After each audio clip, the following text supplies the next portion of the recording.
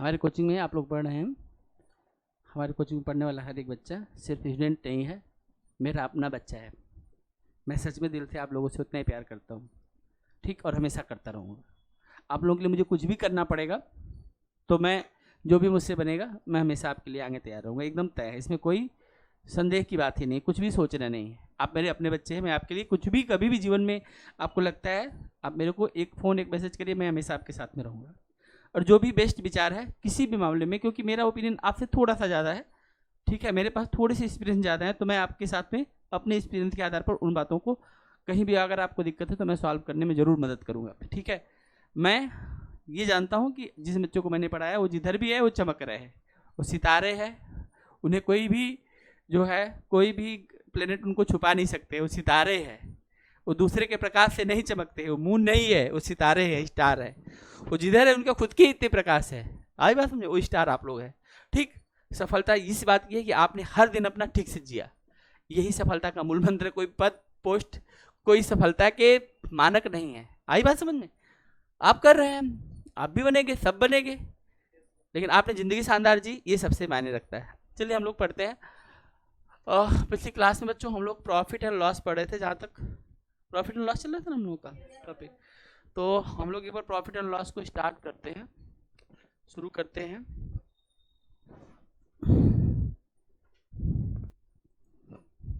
ठीक है, हाँ वही सब करके देख लिया, ये वाला ना।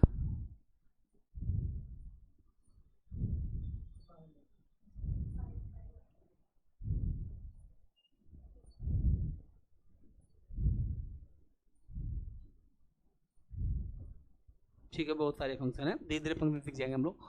हम लोग बात कर रहे थे, प्रॉफिट एंड लॉस चल रहा था ना भाई, प्रॉफिट एंड लॉस सभी लोगों का। प्रॉफिट एंड लॉस, ठीक है, प्रॉफिट एंड लॉस। इसके पहले हम लोगों ने 2 क्लास की है, शायद एक ही क्लास की है, कल की है, हाँ ठीक है। तो प्रॉफिट एंड लॉस में अब तक आप लोगों ने वीडियो देखी होगा, सभी लोगों ने, ठीक है। तो प्रॉफिट एंड लॉस में हमने अब तक जो मोटी मोटी बात बताई, उसको मैं पहले 5 मिनट बता के फिर आगे चलता हूँ। सबसे पहला प्रॉफिट एंड लॉस में क्या होता है कि देखो, ये कॉस्ट प्राइस होता है जिसमें हम किसी चीज़ को खरीदते हैं, ये सेलिंग प्राइस होता है जिस पर हम किसी चीज़ को बेचते हैं। अगर हमने अधिक पे बेच दिया तो प्रॉफिट, और अगर हमने कम में बेच दिया तो हमें क्या हो जाएगा, लॉस। तो यहाँ पर लॉस हो जाता है, यहाँ पर प्रॉफिट हो जाता है। जैसे एग्जाम्पल के तौर पर ले लो, मान लो आपने एक चीज़ 500 रुपये में खरीदी है और आप उसको 550 रुपये में बेचने की सोचते हैं या बेचते हैं, तो ऐसे मामले में आपको फ़ायदा हुआ 50 रुपये का। और अगर आप मान लीजिए उसको 400 रुपये में बेचते हैं तो आपको लॉस होता है 100 रुपये का। ये एक बेसिक बात है जो आप सबको समझ में आती है। तो अगर हमें प्रॉफिट हो रहा है कि लॉस हो रहा है, इस बात को हम आसानी से समझ सकते हैं।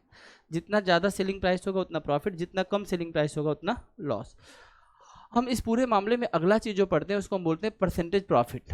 परसेंटेज प्रॉफिट कहता है कि इसको निकालने के लिए आपको प्रॉफिट पता होना चाहिए। नीचे आप कंपेयर जिससे करेंगे वह सीपी होगा, और 100 से आप क्या कर देंगे, मल्टीप्लाइड। बेसिकली एकदम पूरा परसेंटेज वाला ही कॉन्सेप्ट है। परसेंटेज में हम जिस चीज़ को देखते थे उसको ऊपर लिखते थे, जहाँ से चीज़ों को देखते थे वहाँ पर नीचे रखते थे, मल्टीप्लाइड बाय 100।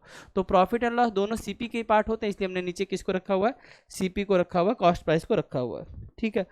अब ऐसे अगर आप, मैं पूछता हूँ कि परसेंटेज लॉस में आप क्या करेंगे, तो आप कहते हैं सर परसेंटेज लॉस में जो भी लॉस होगा, और नीचे हम क्या रखते हैं, सीपी को रखते हैं, और मल्टीप्लाइड किससे कर देते हैं, 100 से कर देते हैं।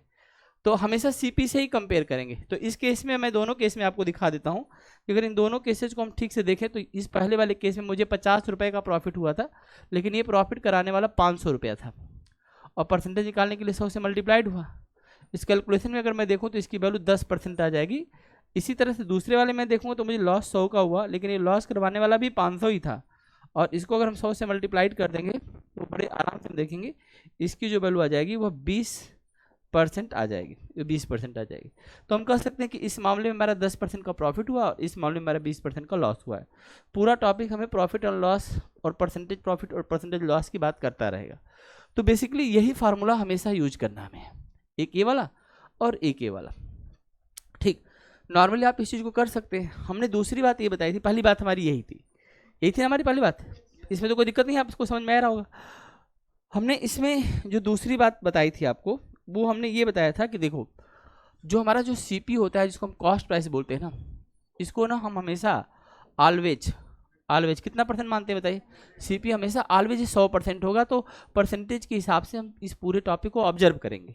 जैसे अगर मैंने कहा कि हाँ 10% प्रॉफिट है, मैंने एक जगह यहाँ पर 10% प्रॉफिट कहा, तो इस चीज़ को आप लोग इसके माध्यम से आप सेलिंग प्राइस के परसेंटेज को बता सकते हैं कि अच्छा 110% है सेलिंग प्राइस। या मैंने कहा कि 20% का लॉस है, 20% का लॉस है, तो आप ये बता सकते हैं कि जो हमारा इससे जो सेलिंग प्राइस जनरेट होगा वह कितना परसेंट हो जाएगा? 80% हो जाएगा, 80% हो जाएगा। जबकि कॉस्ट प्राइस हमेशा क्या होगा? अपने आप 100% होगा। तो कॉस्ट प्राइस को कोई फर्क ही नहीं पड़ता। कॉस्ट प्राइस कहता है कि अगर मैं 100% हूँ तो मैं हमेशा 100% ही रहूँगा।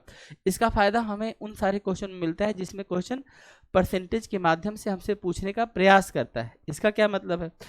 इसका ये मतलब होता है कि ठीक है, इसका ये मतलब होता है कि जैसे मान लीजिए हमने कहा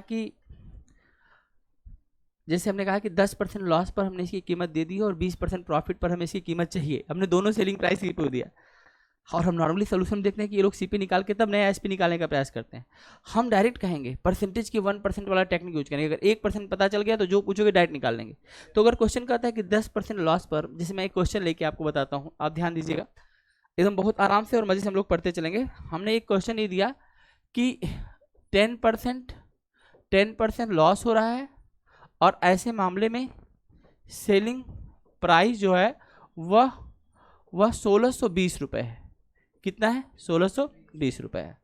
और मैं चाहता हूं कि मुझे 20% का प्रॉफिट हो, 20% का प्रॉफिट हो। ऐसे मामले में मेरा सेलिंग प्राइस क्या होगा? मैंने ये क्वेश्चन जो है आपसे पूछा है। क्वेश्चन का लैंग्वेज मैं पढ़ देता हूँ कि a things sold on ₹1680 provide the loss of 10%, how much its new selling price to provide the profit of 20%। ये मेरे मन में एक बात आ जाए तो मैं ये कहता हूँ कि जिस चीज़ को हम लोग 1620 समझते हैं, परसेंटेज, पूरे परसेंटेज में यही बताया गया था कि अगर कोई भी रुपया, कोई भी वैल्यू, कोई भी चीज़ जिसको हम परसेंटेज देख सकते हैं उसे डिवाइड कर दो। तो 1620 10% लॉस साथ में है, तो ये किसकी वैल्यू हो गई?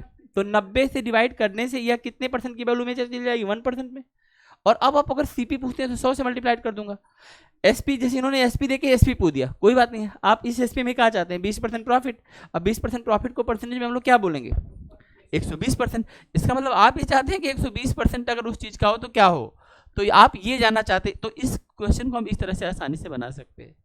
तो ये पूरा का पूरा परसेंटेज वाला ही तो मामला चल रहा है। बस हमने क्या देखा, क्वेश्चन बना कि 10% लॉस पे हम 1680 में बेच पा रहे हैं, आपको 20% प्रॉफिट कमाना है, तो आप इस चीज़ को कितने में बेचते हुए पाए जाएंगे? तो बहुत आसानी से हम लोग कर सकते हैं भाई। तो मैं बता रहा हूँ आपको, आप देखिएगा क्या होने वाला है। ये परसेंटेज से परसेंटेज कट जाएगा 3 बार में, ये 4 बार में, 3 से कट जाएगा, 6 2 8 1 9, 3 5 15 और 3 चौका 12 ना, 540 इंटू 4 हो जाएगा 2000, 2160 ना, 2160 आ रहा है ना आप लोगों का।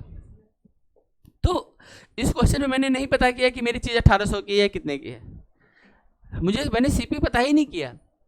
हम तो कह रहे हैं आप जो पूछेंगे, चाहे प्रॉफिट के साथ में चाहे लॉस साथ में, क्योंकि इसमें परसेंटेज रन करता है और परसेंटेज ये कहता है टोटल वर्क हम 1% पे करेंगे। 1% कैसे कोई चीज़ जनरेट होती है? जो भी वैल्यू जितने परसेंट क्योंकि डिवाइड हो जाएगी और जो निकालना उससे हम क्या कर देंगे? मल्टीप्लाइड कर देंगे, और इस तरह से हम इस चीज़ को बना सकते हैं। हाँ हाँ, नहीं वो प्रॉफिट अमाउंट नहीं है, नहीं बिल्कुल नहीं है, वो 30% की वैल्यू आएगी। पहले जो हमारे पास वैल्यू है वो 90% की वैल्यू है, और बाद में जो हमारी वैल्यू है वह 120% की वैल्यू है। तो इसका डिफरेंस जो पहले हम लॉस में थे और अब हम लॉस के बाद पहले अपना लॉस कवर किए होंगे तब प्रॉफिट पे गए होंगे। तो अगर 90% और 120 में देखें तो इसमें जो गैप आप खोज रहे हैं वह 30% की वैल्यू होगी। अगर आप इसमें सीपी निकालना चाहें तो आप 100 से मल्टीप्लाइड कर दिया, 1800 आ जाएगा। आई बात समझ में? तो सीपी हमने पूछा ही नहीं और सीपी पूछेगा भी नहीं, तभी तो टाइम में सबका टाइम में घूम जाएंगे इधर, और आप क्या करेंगे? डायरेक्ट निकालेंगे। टाइम को कैसे बचाना है, बस यही तरीका है। ठीक है, ग्रेविटेशनल फोर्स बढ़ा दीजिए, टाइम कम हो जाएगा। ये साइंस का सिद्धांत है। ठीक है, चलो भैया आप लोग समझ गए तो हम आगे बढ़ा देते हैं अगली बात। ठीक है, इसके बाद मैंने बताया था कि थिंग्स केस में जैसे मैं कहता हूँ कि कॉस्ट प्राइस ऑफ 7 थिंग्स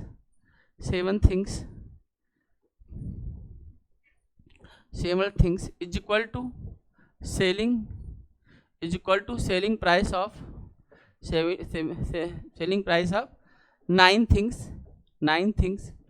पहले बताओ मुझे, इसमें प्रॉफिट होगा कि लॉस होगा?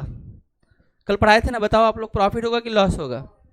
क्यों लॉस होगा भाई? बस एक शब्द हमने बताया था, आज फिर से बताता हूँ। थिंग्स के केस में खाली ध्यान रखना है पैसा वसूल का। पैसा वसूल वो चीज़ है, ठीक है राहुल, ध्यान सुनना, आप ही के लिए सारी बात बता रहा हूँ, आप नहीं करके आए तो मैं फिर से बता रहा हूँ। पैसा वसूल का मतलब होता है हमारी मनी रिकवर जितनी वस्तु करा देगी, हमने जो पैसा लगाया उसी को हम सीपी बोलते हैं, और जितनी वस्तु हमारी सीपी को लौटाएंगे वही हमारे पास पैसा वसूल को प्रेजेंट करती हैं। तो मैं कह रहा हूँ कि अगर हमने cost price of 7 things is equal to selling price of 9 things है, तो मेरा पैसा तो अब 9 चीज़ें वसूल कर रही है ना, जो हमारा लगा है वो कौन लेके आ रहा है। और ये भी ध्यान रखना, इक्वेशन केस में ना हमेशा सामने वैल्यू रिप्रेजेंट करती है, सीपी की वैल्यू यहाँ पर हो जाएगी और एसपी की वैल्यू यहाँ पर हो जाएगी, उल्टा चलता है, समझ में बात? तो आप ये देखो 9 चीज़ें आपके पैसे को वसूल करवा रही हैं, और खरीद के लाए थे 7, तो 2 तो आपने जेब से बेचा है, तो प्रॉफिट होगा कि लॉस होगा?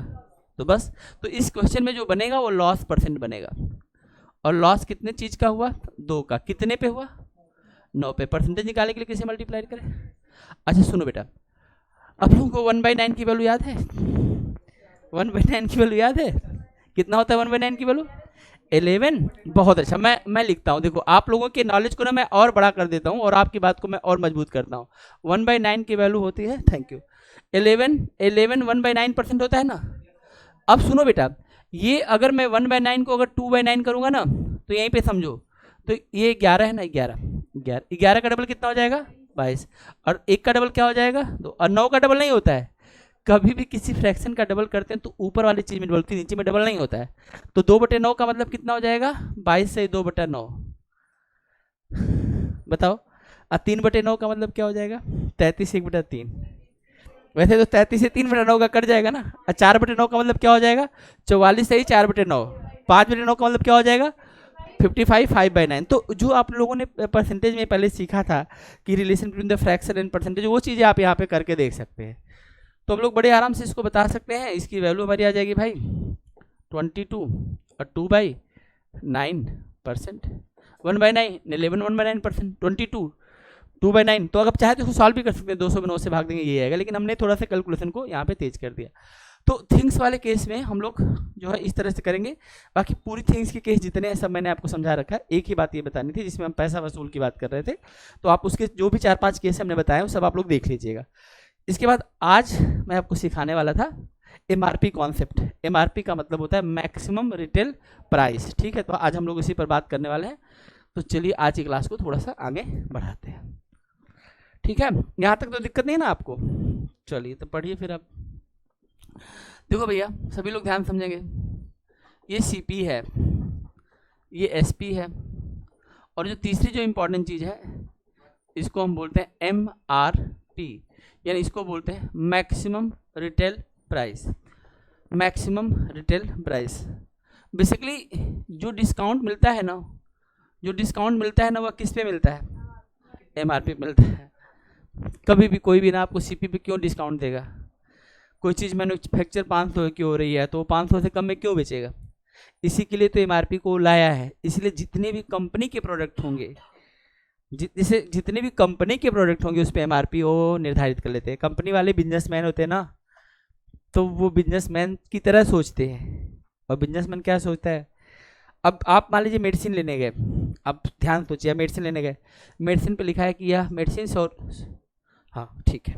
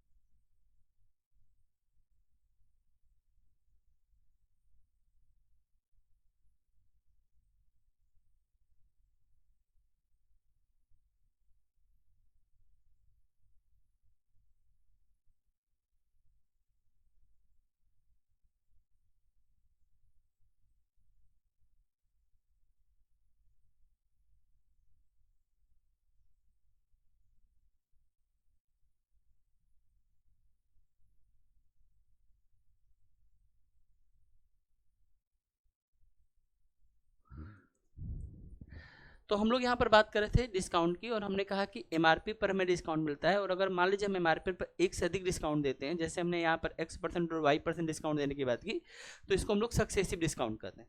लेकिन इन दोनों डिस्काउंट का हम एक डिस्काउंट बना सकते हैं, जिसके लिए हमारे पास फार्मूला है जो कि हमने परसेंटेज में किया था, -x - y + xy/100। इस फार्मूले का हम लोग प्रयोग करेंगे। तो मैं एक क्वेश्चन आपको देने वाला था, आपको क्वेश्चन लिखिएगा, क्वेश्चन लिखिए सभी लोग, देखिए, find the single discount of 20% and 25% of two successive discount. Find the single discount of 20% and 25% of two successive discount. इनका हमें सिंगल डिस्काउंट पता करना है, सिंगल डिस्काउंट पता करना है। Find the single discount of 20% and 25%। ये हमारे पास दो डिस्काउंट है, इनका हमें सिंगल डिस्काउंट पता करना है। तो आप लोगों ने फार्मूला यूज किया ना, अभी कौन सा फार्मूला था हमारे पास, -x - y minus plus xy/100। तो आप लोग इसको कर सकते हैं, कैसे करेंगे, -20 और फिर -25 और माइनस प्लस 20 × 25 और डिवाइडेड बाई क्या हो जाएगा, 100 हो जाएगा। तो जब इसको सॉल्व करेंगे ना तो -45 तो यहाँ पे आएगा। अगर मैं इसको कटाना चाहूँ, और आपके सामने मैं यहाँ पे कटा के दिखाता हूँ, तो 20 के टेबल में ये 5 बार में कट जाएगा, और अगला अगर मैं कटाना चाहूँ तो मुझे लगता है 5 के टेबल में 25 5 बार में कट जाएगा। तो यह वाली वैल्यू हमें प्लस में 5 मिलेगी। और अगर मैं इन दोनों का सोल्यूशन ले लूँगा तो यहाँ पर हमारे पास यह वैल्यू -40 आ जाएगी, और -40 का मतलब हो गया, हम इसको ऐसे बोल सकते हैं कि इसका जो सिंगल डिस्काउंट हो गया, इसको हम लिखेंगे डिस्काउंट ऑफ 40%, डिस्काउंट ऑफ 40%। हम इसको कहेंगे कि ये जो सिंगल डिस्काउंट आएगा वह 40% का डिस्काउंट आएगा। आप लोग यहाँ पर देख सकते हैं, इसमें कोई प्रॉब्लम आपको नहीं होना चाहिए। आई बात समझ में? तो आप इसको नोट कर लीजिए सभी लोग, फिर मैं आगे बढ़ता हूँ। ये हम लोगों ने परसेंटेज में पढ़ा था कि नहीं पढ़ा था? तो बस वही सेम टू सेम है।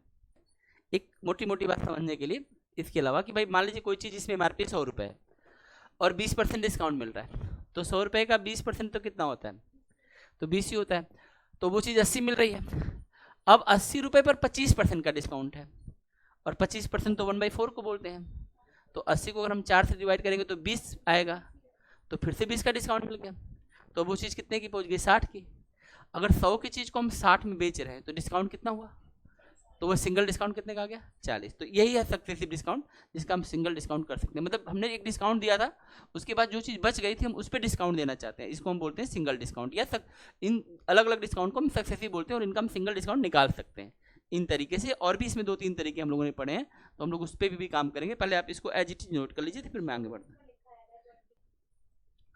एक दुकानदार कह रहा है कि हम जो है, अगर आप हमारे यहाँ से एक बाई वन और गेट 3 या बाई 1 गेट 4 कर दिया कि खरीदेंगे एक, लेकिन आपको मिलेगी 4 कुल चीज़ें। तो इसका मतलब क्या हुआ, इसका मतलब उसने तो आपको 3 तो डिस्काउंट में दे दिया, तो ऑलरेडी 75% का डिस्काउंट दे रहा है। तो जो एमआरपी है, जैसे एमआरपी मान लीजिए उसने 4000 रखा, तो 4000 में तो 75% डिस्काउंट हो गया, तो बेसिकली आपसे वो 1000 ही रुपया ले रहा है। समझिए इस चीज़ को, क्योंकि उसने क्या किया है, 75% तो डिस्काउंट कर दिया। 4 पैंटें हैं 1-1000 की, 4000 बने ना, तो आपसे 4000 नहीं मांग रहा है, वो कह रहा है कि बाई 1 और गेट 3 नहीं गेट 4। तो गेट 4 का मतलब टोटल 4 है, तो 4 का पैसा मान लीजिए 4000 है, तो 4 में से 3 का तो पैसा ले नहीं रहा है आपसे, एक ही का पैसा मांग रहा है, तो एक का पैसा तो 1000 ही है। तो आपको 1000 में से 4 पेंटें दे दी, तो 250 की एक पेंट पड़ गई, मान लीजिए ऐसा केस है। लेकिन उसने यहाँ पर एक डिस्काउंट दिया 75%, और अगर ये कह दे कि also provide a 10% cash discount, अगर आप पैसा कैश में दोगे तो 10% का और डिस्काउंट दूंगा। तो जो 1000 रुपये का बन रहा है ना भाई पैसा, उसमें भी 10% डिस्काउंट देगा, तो अब आपसे 900 ही लेगा। आई बात समझ में? तो अब इसमें आप पहला डिस्काउंट 75% का और दूसरा डिस्काउंट 10% का, तो -75 - 10 और फिर माइनस प्लस 75 × 10/100। इसको सॉल्व करके हम इसका सिंगल डिस्काउंट भी निकाल सकते हैं। समझ में आई बात? तो आप इसको पहले ये नोट कर लीजिए, फिर मैं आगे बढ़ूंगा आपके साथ।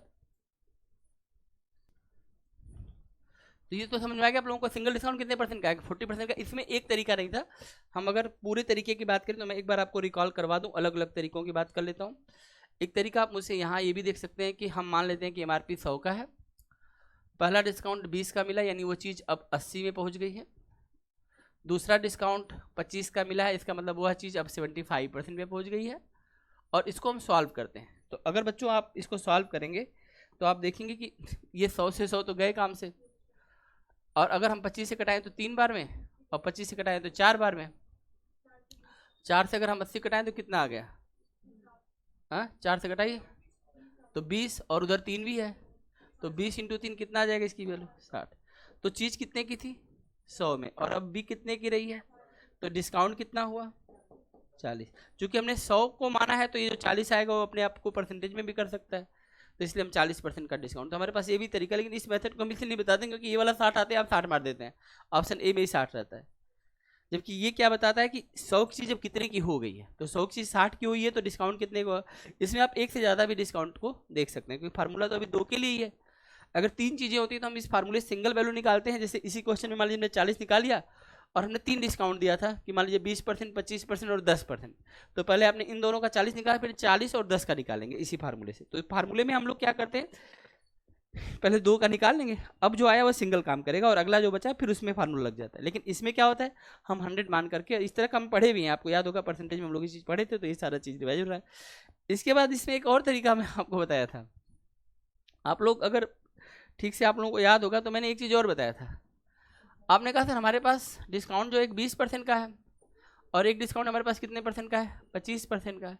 तो आप लोगों को सक्सेसिव वाले मैंने बताया था कि अगर कभी भी जैसे 33 से 1/3 आ जाए, 16 से 2/3 आ जाए, 11 से 1/9 आ जाए, ऐसे अगर कुछ कुछ वैल्यू आएगा तो आप इसको किस में कन्वर्ट करिएगा, फ्रैक्शन में कन्वर्ट करिएगा।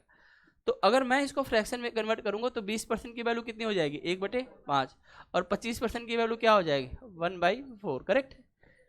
तो इसमें क्या होता है, देखो कोई भी फ्रैक्शन ना बड़ा अच्छा काम करता है, दुनिया का हर फ्रैक्शन टोटल बता देगा और जिसमें जो चेंजेस होगा वो बता देगा।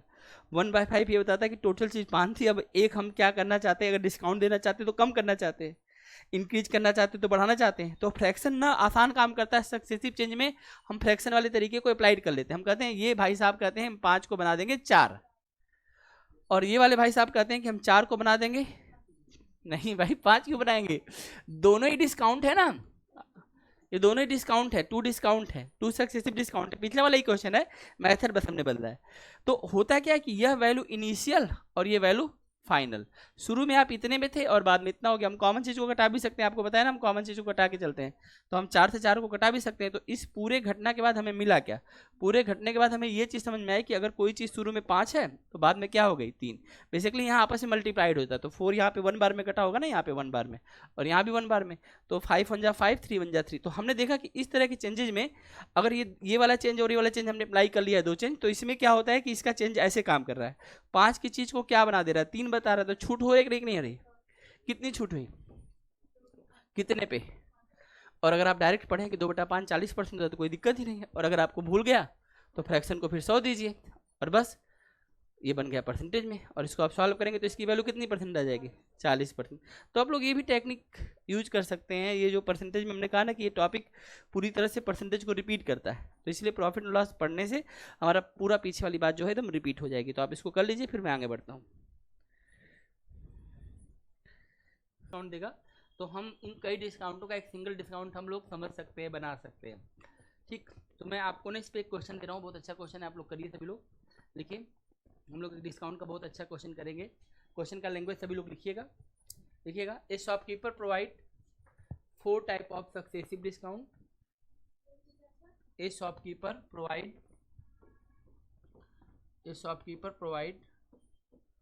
4 type of successive discount, A shopkeeper provide 4 type of successive discount, A shopkeeper provide 4 type of successive discount, ठीक है।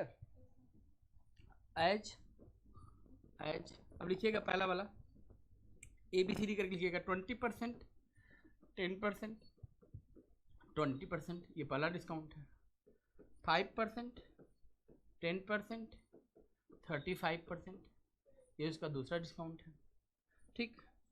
30%, 10% और 10%, ये इसका तीसरा डिस्काउंट है। ठीक, 20%, 25%, 20% एंड 5%, ये उसका चौथा डिस्काउंट। ये चारों डिस्काउंट आप लोग लिख लीजिए, चारों डिस्काउंट आप लोग लिख लीजिए। अब इसके बाद आप लिखिएगा, लिखिए which one is the best for, which one is the best for customer. इसका पहला क्वेश्चन, इसमें दो क्वेश्चन करेंगे।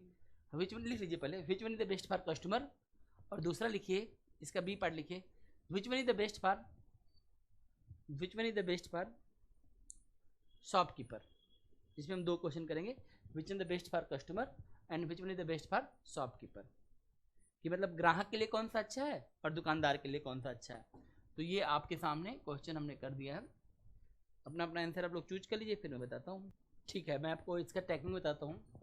आपने शुरू में बता दिया था कि पहले क्वेश्चन का जवाब हम लोग खोज लेते हैं। पहले क्वेश्चन में यही पूछा गया था कि which one is the best for the customer, और आप में से जो है आपने सबसे पहले बताया कि सर इसका आंसर बी होगा। हम इसके लॉजिक को ठीक है देखते हैं। देखो, एक तो तरीका ये है कि हम सबके सिंगल डिस्काउंट को निकालें और जो डिस्काउंट हमें बड़ा मिलेगा वही हमारे लिए अच्छा होगा। लेकिन सिंगल डिस्काउंट निकालना एक रहे तो निकाल लें, इसमें 4 डिस्काउंट है और फिर चारों को निकाल के देखना मुश्किल हो जाएगा। तो एक बात ध्यान रखना, सक्सेसिव डिस्काउंट में ऑर्डर का कोई फर्क नहीं पड़ता। यानी आपको कोई 20% पहले दे फिर 25 दे, या पहले 25 फिर 20 दे, उससे कोई फर्क नहीं पड़ता। इस क्वेश्चन की एक खास बात है कि इसमें सभी वैल्यूओं को अगर आप सम करोगे तो इसकी वैल्यू 50 होगी। अब देखो 20 10 20, या यहाँ पर देख लो 35 5 10, 30 10 10, या 25 20 25, तो इसमें सबकी वैल्यू सेम रहेगी। तो ये विशेष प्रकार का क्वेश्चन है जो एग्जाम में चाहता भी है कि आप बनाएं, लेकिन आप इसको डायरेक्ट बनाएं, जो आपने पढ़ा है वो सब यूज नहीं करना है। तो आप क्या करेंगे, तो आपको बता दूं कि सबसे अच्छा डिस्काउंट वही होगा सबसे बढ़िया जिसमें सबसे बड़ा नंबर होगा। सबसे बड़ा नंबर किसके पास में है, तो कुछ सोचना नहीं है, यही वाला डिस्काउंट सबसे अच्छा है। यानी नंबर 1 का डिस्काउंट ये है, तो वो चाहेगा कि आप ये वाला डिस्काउंट लीजिए, बाकी आप तीनों में से कोई भी चूज करिए, क्योंकि ये सबसे बड़ा डिस्काउंट है। ठीक, यानी जब हम इसका सिंगल डिस्काउंट निकालेंगे तो ये सबसे बड़ा डिस्काउंट मिलेगा। अब अगर मान लो दुकानदार अगर इसको हटा लेता है, तब आप कौन सा चूज करेंगे? 50 बैठ रहा है ना सबका। हाँ देखो, नॉर्मली अगर हम इनको सम कर रहे हैं ना तो सबकी वैल्यू 50 आ रही है, लेकिन ये अलग अलग तरह के डिस्काउंट है, तो अगर हम इनका सिंगल डिस्काउंट निकालेंगे तो उसकी वैल्यू अलग लाएगा ही। तो उसमें सबसे बड़ा किसका आएगा? जिसके पास सबसे बड़ी वैल्यू होगी। सबसे बड़ी वैल्यू किसके पास में? बी। तो सबसे बड़ा सबसे ग्राहक के लिए सबसे अच्छा कौन सा हो गया? है ये भी 50, लेकिन ये अपने सबसे बड़ी वैल्यू के साथ चल रहा है, तो ये डिस्काउंट सबसे अच्छा हो गया। अब इसको दुकानदार कुछ समय बाद हटा लेगा, क्योंकि दुकानदार जानता है चालू है वो। तब आप कौन सा चूज करेंगे दूसरे नंबर पर? तो सी को क्यों चूज करोगे भाई? क्योंकि इसके पास जो सबसे बड़ा नंबर है वो 30 है। अब इसको भी अगर हटा लिया तो तीसरे नंबर पर किसको चूज करोगे? तो सबसे बड़ा नंबर किसके पास में? ये। तो तीसरे नंबर का डिस्काउंट ये है, और चौथे नंबर का डिस्काउंट कौन सा है? चौथे नंबर का डिस्काउंट ये है। तो देखो, अगर पूछता है कि कस्टमर का किस में फायदा है, तो बी में, और दुकानदार का किस में फायदा है? आई बात समझ में आप लोगों की कैसे बात होगी? समझ में आ रही बात? कस्टमर का फायदा किस में है? बी में, और दुकानदार का फायदा पता करेंगे कस्टमर की साइड से ही हम छोड़ते जाएंगे। अच्छा है, इसके बाद इससे छोटा है, इससे छोटा, सबसे छोटा जो है वो तो आप इसको ऑर्डर में भी अरेंज कर सकते हैं, असेंडिंग ऑर्डर एंड डिसेंडिंग। जैसे मैं कहूँ कि आपको इसको डिसेंडिंग ऑर्डर में करना है। कौन सा ऑर्डर करना है? Descending order. डिसेंडिंग ऑर्डर में सबसे पहले हम लोग क्या लिखते हैं? सबसे बड़ी चीज लिखते हैं। तो सबसे बड़ी चीज में कौन सा ऑर्डर है? बी वाला है। ठीक है, बी से छोटा कौन है? बी तो सबसे बड़ा हो गया ना, बी तो सबसे बड़ा हो गया, तो बी से छोटा कौन है? बी से छोटा है सी। अब सी से छोटा कौन है? डी। और डी से छोटा कौन है? अब बनाते हैं हम लोग अभी तुरंत, मैं इसको मिटा देता हूँ। और डी से छोटा जो हमारे पास है वो हमारे पास ए है। ए है, तो ये जो हो गया ना भाई, ये हो गया कस्टमर के लिए, कस्टमर के लिए। और ये वाला जो हो गया ना भाई, वो किसके लिए हो गया? शॉपकीपर के लिए। तो ये कस्टमर वर्सेस शॉपकीपर की लड़ाई है। आई बात समझ में? तो आप लोग इसको लिए वैसे तो सिंगल निकालना आप जानते हैं, आप कर भी सकते हैं 100 मान करके, कई तरीके से आप निकाल के घर पे भी चेक कर सकते हैं, लेकिन आप इस क्वेश्चन को डायरेक्ट भी एग्जाम में बना के आ सकते थे। तो अभी एमआरपी वाला कॉन्सेप्ट आप लोगों को समझ में आ गया? कुछ जानना चाहते हैं, कुछ पूछना चाहते हैं यहाँ तक तो पूछिए। तो आप लोग इसको अच्छे से पढ़ के आएंगे बच्चों, और हम अगली क्लास में फिर आगे की बात करेंगे। आज के लिए इतना ही, मिलते हैं अगली क्लास में। बहुत बहुत धन्यवाद, थैंक यू सो मच।